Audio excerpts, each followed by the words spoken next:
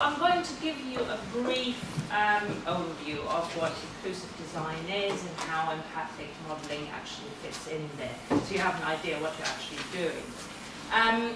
Then I'm actually going to get you to try out empathic modeling, and I've got some props set up in the back, which you get to use. And then we finish off with a sort of round table discussion, because part of this exercise is not just for you to go, okay, yeah, I've done that. It's actually to share your experience and reflect on it. That is the whole point of empathic modeling. So, why is inclusive design important? So usually, if designers design, they design for themselves, which is usually a bit bad. But also they just design usually for the average user, which probably is very like them in a certain respect. But actually users come in all shapes and sizes, particularly with some forms of impairment. For example, visually impaired, so they can't actually see anything on the displays and they have to use assistive technology. They might be hearing impaired and can't hear any sound output from mobile phones or any other output on videos that they might want to see. They might be cognitively impaired, so they might have trouble understanding what is presented to them in some form. And they also might be motor impaired, so they might have problems using the keyboard or the mouse, and again might need other assistance. Now, these are people with impairments or disabilities. Now, there are other people as well. We're living in an aging society, so as you age, the impairments that you're confronted with go up. Also, what you might be faced with is designing for the other extreme, children, whose capabilities and needs are different. And also, to a certain extent, you're designing perhaps for other cultures.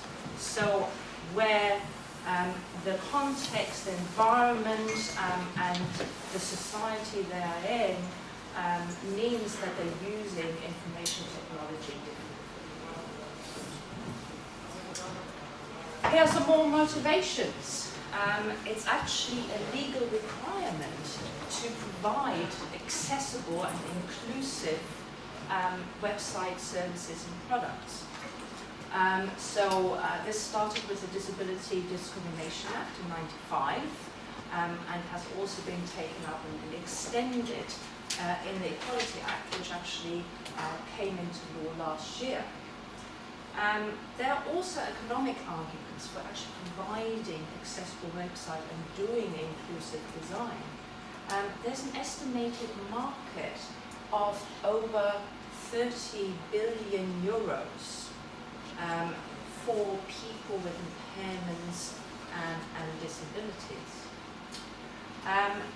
As I mentioned, we're living in an aging population, so a demographic argument that, as people age, they will rely more on inclusive products and services. And also don't forget that at least 10% of the population actually has a registered disability. That is actually quite a large percentage of the population. There's also a usability argument why we should consider inclusive design. In terms of providing, for example, websites that are accessible to people with impairments or disabilities, we can actually improve the usability for everyone. And then there's also this moral argument. Well, everyone has the right to enjoy the products and services, not just a privileged segment of society. So, well, how can we actually design to be inclusive? So, really, accessibility, inclusive design shouldn't be an afterthought. You really should think about accessibility and inclusive design early on in the project that you're doing, as early as possible, by involving users and experts from the start. So really what I'm saying here is that retrofitting accessibility into a product or service or a website or an application is actually much more expensive than doing it right from the start. You also need to ensure that designers and the developers understand the special needs of your users, if there are any. You can actually design and implement to be accessible, to be inclusive, rather than just, as I said, retrofitting onto it. And finally, evaluate with a diverse sample of users, not just the typical ones, but think about including users that might have an impairment, might have a disability in your evaluations. So, this is actually more about how we could educate the designer or the developer. So, first of all, we can start by raising awareness of certain problems that users might have. It's very easy to forget what needs, what capabilities, what limitations your user group has. So to actually experience that and building empathy with the user is quite important. We can also educate designers through making them understand the needs, for example, through personas adapted for inclusive design. So actually using a persona-driven design process, but what you're actually doing is you're writing in accessibility into the persona itself. And also you could actually start educating them about how to provide solutions. So that is where these guidelines and best practices come in. And I'm not sure how many of you are familiar with the Web Content Accessibility Guidelines. They're now at 2.0. They have been out for a little bit. And they provide sort of metrics and measures of what accessibility actually is, how to evaluate against it, and then also how to provide solutions to make sure that a website is actually accessible to a diverse user group. Simone, yeah. can I ask a question? What do you mean by personas there in the second one? Personas, so personas are used in a user-centered design process, right. And it's a technique that actually represents an archetypical user. It's sort of usually based on interviews and user research, and it's a fictional character. Right. So you can put their needs, their requirements into that persona. And the difference with an inclusive design persona is that you actually put some of their needs that arise from an impairment into the persona. So personas are usually fairly commonly adopted. So it actually allows the developers and the designers to kind of have a good grasp of what the user wants and start generating ideas and evaluating. Right. So now let's come on to empathic modeling, what that actually is.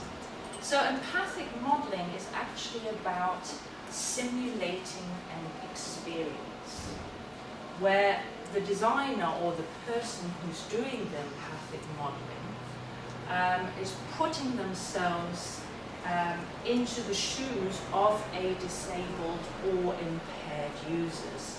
And they do that by using props and scenarios. So I was going to put a picture of Deanna Troy up because she's the only empath I can think of, and I'm Trekkie. So empathic modeling is all about building empathy, raising awareness, feeling and experiencing the sensation of what it actually means to a certain extent to be impaired. So it's great for raising awareness. It can also be used for very quick and dirty evaluations. I mean, it can't really take the place of user or expert involvement, but it can actually give you a clue on what is needed or what something feels like to use. There are some issues. Obviously, as I just mentioned, it doesn't remove the obligation to involve the users and involve experts in doing proper evaluations, but it's useful nonetheless. Sometimes it's very difficult to simulate some impairments or disabilities. For example, simulating a cognitive disability is very tricky in empathic modeling for some reasons that will become obvious in a minute. And also, don't forget, you are just stepping into somebody's shoes for perhaps half an hour, 10 minutes, half a day, perhaps a little bit longer, but you can take off the props and walk out at the end, right? So it doesn't really take account of the everyday experience that a disabled or impaired user might have, and also the adaptations that they came up with to actually deal with some of their impairments and disabilities. So just be aware of that. There's some high-tech examples of empathic modeling. For example, the third age suit by University of Loughborough. That was actually used in the design of the Ford car. So, it has been used to design products. And what it is, it's a full body suit, which I think costs about £1,000. And it has restrictors, for example, on the elbows and hands and neck and torso. And that sort of mimics a lack of joint mobility, because you don't have that range of movement anymore. It also includes gloves, which reduces the tactile feedback. So as you age, your tactile sensation diminishes. So you suffer perhaps from drier hands, from drier skin, and so your haptic feedback is actually reduced. It also usually includes spectacles. They're yellow tinted because as you age again, sensitivity to blue wavelengths diminishes, there's increased glare sensitivity, and also reduced acuity. That means you actually lose the sort of the ability to focus on things. So, you all heard probably of age-related farsightedness. That is very common. And so, you can actually wear one of these suits, and there are various modifications to, for example, mimic osteoarthritis as well. But this suit is really, as the name says, to mimic the third age as you get older. So an elderly user, how would they actually go about and use products and services? So you can a designer can actually wear that suit and experience firsthand what the problems might be. Right? Now, as I said, the third age suit costs around £1,000, but there are low-tech examples. So, for example, you can mimic visual impairments through safety glasses, which are smeared with Vaseline. Right? You can even use scarf and blindfolds to sort of mimic being blind. You can have props that mimic or simulate hearing impairments, like earplugs. You can record white noise or other noise that mimics tinnitus and play it through on earphones. You can wear surgical gloves or any other kind of gloves to decrease tactile sensitivity.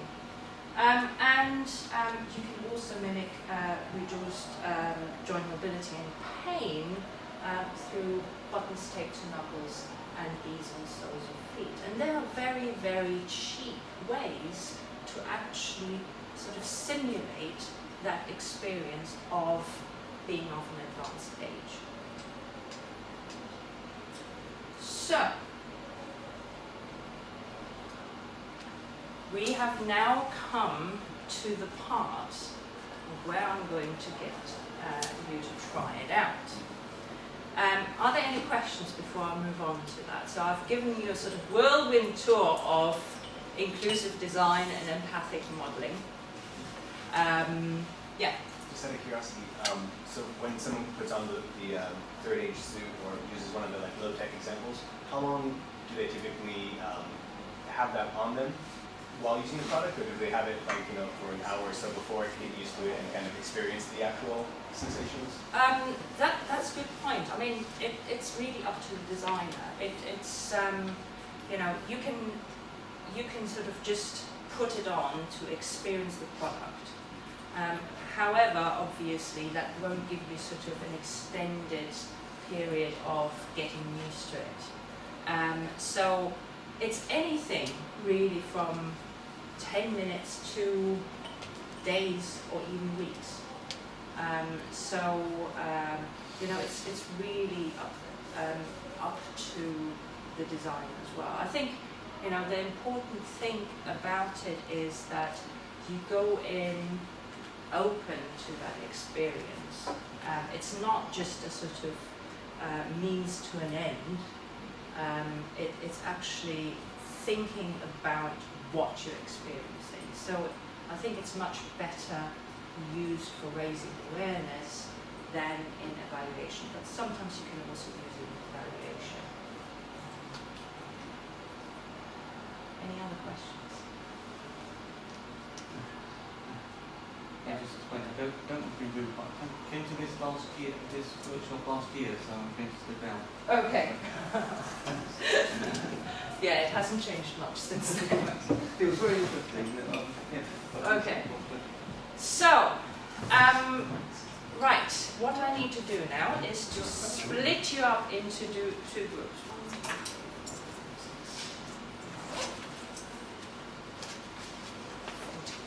Excellent. 1, 2, 3, 4, 5, 6, 7. Excellent. Group 1. Group 2. What you will need to do is you will need, in your groups, you will pair up. So you're going to work in teams.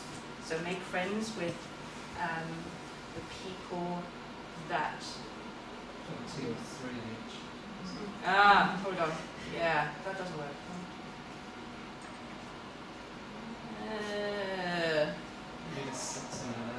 Yeah. Okay. So if you could move over there after I explain everything, and then pair up, and I can't count. In your pair, one of you will be a guide initially, and the other person will actually wear the props. And then you'll swap around. after doing sort of some of these exercises. Now, the guide is not just there to stand around. The guide is actually responsible for the safety of the person wearing the props, and particularly with some of the simulations, for example, if you're simulating blind, that is quite important. We won't go that far. But they also help the person with putting on the props, taking them off, and also they are an observer. So they observe what is actually going on, how the experience is from their perspective, not just the person wearing the props. So, you know, the guide is actually quite important. And now, one of the things is that obviously it's making their job much easier if the prop wearer actually thinks aloud. So they talk while they're experiencing about what they're feeling and what they're doing. And the prop wearer in all of this is carrying out the tasks, and really their job is to figure out what are the challenges of the tasks, how does it feel in terms of their emotions, but also their sensations. Right?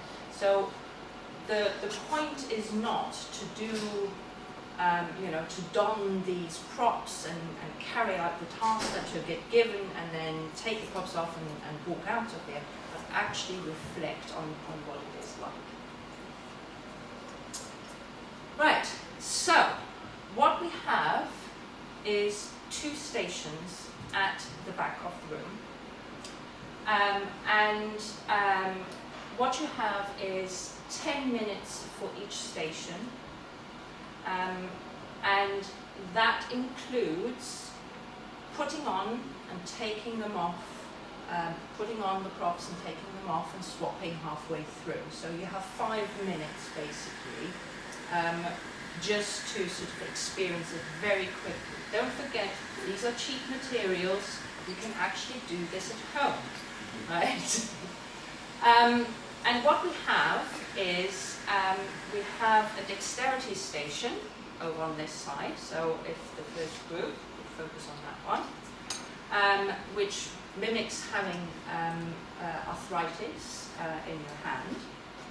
And then we have a visual station, which mimics having cataracts in one eye, or a cataract in one eye. Right? You can go to 2 eyes if you want, but start off with 1. Right? Now, what I'm going to demonstrate to you now is what this involves. What I want you to do, if you're on a dexterity station, the prop wearer, with the aid of the guide, will tape these buttons to the knuckles, right? And I want you to tape them to your knuckles on your dominant hand, so the hand that you usually use, right?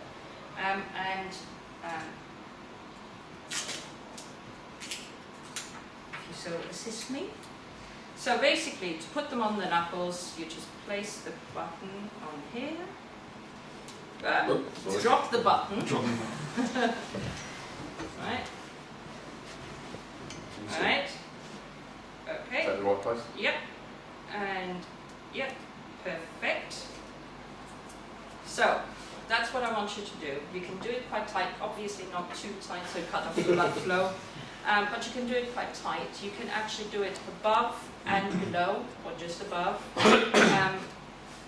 Do all of the knuckles, so this one, the thumb, and also the middle finger. So you end up having, some range of movement perhaps in the rest of the fingers. You can do more. It just takes a lot longer to tape it on and take it off. A couple of tasks, and it doesn't matter which order you do them. Don't sort of rush through it. Just think about what you're doing and explain what you're feeling. Then over here we have the visual station, which is the cataract. And again, we have a couple of tasks. And then the prop here are these safety glasses. What you do is, you take a little bit of Vaseline, and you spread it thinly is the key phrase here, over one side of the safety glasses. Right? Once you get used to that, you can try putting it on both sides, but start off with just one. Right? And so that mimics having a cataract. Right? It would be very nice after you're done to clean it, and that's what the tissue paper is for, because it gets a bit messy. So, everybody clear on this part? Okay. So, as I said, you have about 10 minutes on each station. Halfway through, after 5 minutes, I'll give you sort of a little signal so you can swap around. How are you affected? What is actually difficult? What is still easy? How does it make you feel? Okay. What would make the tasks easier if you had this kind of impairment?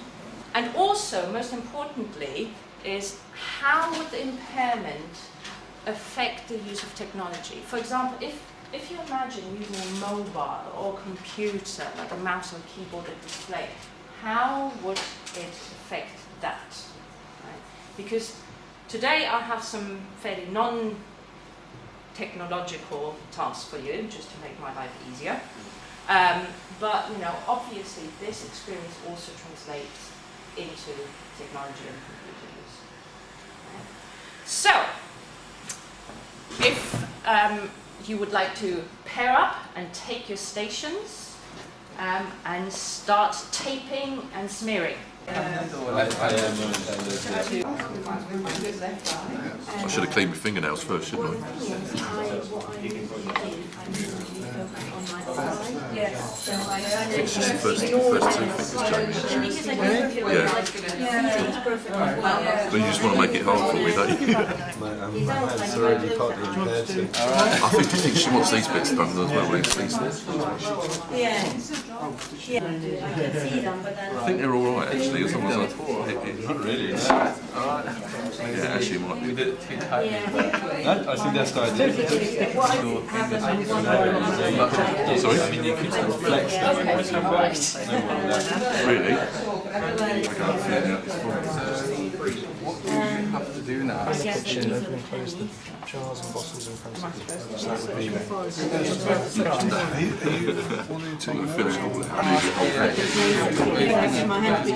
This would be if I had to pay something out of I do have to bring things closer though than I normally would. totally with I wouldn't want them to help me. No. But I would want them to tell me how much is this and then kind of. But then I'd probably I don't know. Try and force it, yeah. I've just tried and actually it is quite painful. If I put them very close, I can't even see what the writing. So if I do everything, it's not even English money, is it? It's not. That's what I was trying to do. It's not just. I guess I'd be kind of like that to be. I can almost imagine having Because really, really horrible things by not doing it. I mean, at least being blind. I don't know. Is there anything I need to do? Or Yeah, I mean, but I think just given the stuff that we use today, I mean, this, any difficulty I'm having reference my unfamiliarity with pneumonia than it is about this. Actually, there is a little corner on my eye that I haven't fully covered, so if actually maybe DVLA, but only because I kind of know that.